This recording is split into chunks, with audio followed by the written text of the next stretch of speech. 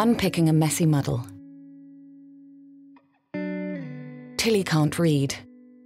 She works as a cleaner in the local school and has various agency assignments in care homes.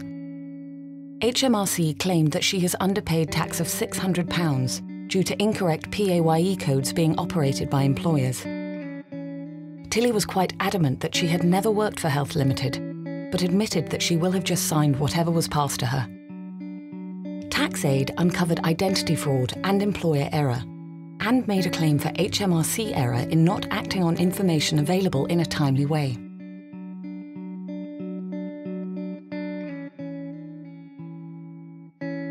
Communication barrier.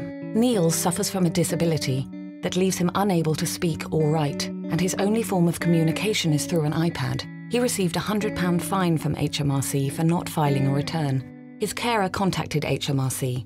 They suggested that he contact TaxAid because they weren't able to deal with his communication difficulties. Neil contacted TaxAid online. The issue was quickly resolved by TaxAid, with the cancellation of the penalties on the grounds that there were no criteria for a self-assessment return to be required.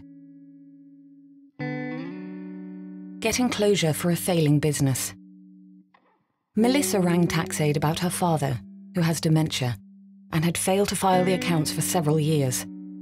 HMRC had now issued determinations for the missing years. Melissa continued working at the business, but in reality the shop had not been profitable for several years.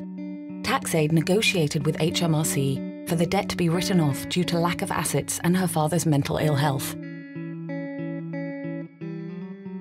An elderly couple's legacy. Jack struggled to care for Sarah when she was diagnosed with multiple sclerosis. Sadly, she became aggressive and unmanageable. She is now in a care home in the terminal stages of the disease.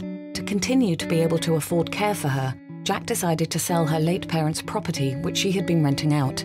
Jack rang TaxAid to help him with the income tax disclosure relating to the letting income. With TaxAid's help with calculations, Jack disclosed to HMRC.